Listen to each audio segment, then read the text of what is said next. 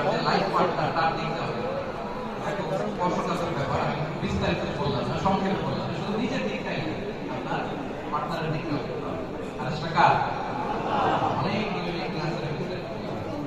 3 number, স্ত্রীর বৈধ কাজে ব্যক্তিগত যে বৈধ কাজে একটু স্বাধীনতা দিতে হবে। কারণ আপনি একজন স্বাধীন মানুষ, আপনার স্ত্রীও একজন, উনি একটা হালাল কিছু করতে চায়, করতে চায় বা কোনো একটা কাজ করতে চায় বা যুক্ত হতে চায়, ভালো একটা কাজ করতে চায়, কিন্তু সব ভালো কাজ আপনি শুধু ভালো দেখবেন যে তার কাজগুলো বৈধ কিনা। আমাদের আয়েশা রাদিয়াল্লাহু তাআলা আনহা বলতেন, ওয়া কানা লি সাওয়াহিবি আবদ মাই, আমার বান্ধবীরা আমার সাথে খেলতে আসতো, কোনোদিন আমরা ডিস্টার্ব করে নাই। সুবহানাল্লাহ। আমার বান্ধবীরা আসলে আমার জন্য ঘর খুলে দিতেন না। সুবহানাল্লাহ। তো এই স্বাধীনতা যেন আমরা আমাদের স্ত্রীদের দেই, তাদের যে ব্যক্তিগত বৈধ কাজ, এই বৈধ কাজে স্বাধীনতা করে দিতে হবে। 4 নাম্বার,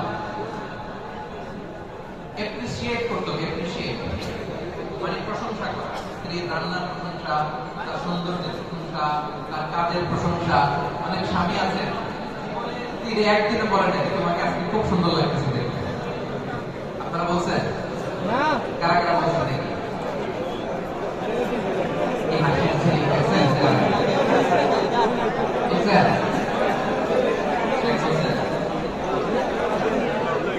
ঠিক আছে, প্রশংসা করবেন। প্রশংসা শুনতে নারীরা খুব পছন্দ করে। আপনি আজকে দেখেন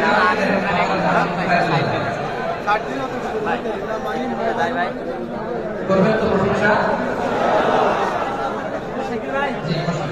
বলেছি বারবার, জি বলেছি, জি বসুন বসুন। আপনার সাথে আমি কনভারসেশন করতে থাকলে সবাই চলে যান। আপনি যারা দিয়ে একটা অভিযোগ, ওনার অভিযোগ এটা সাথে সাথে আমাদের সময় শেষ। বসুন, একটা যদি নাও যায় শুনতে তো পাচ্ছেন। জি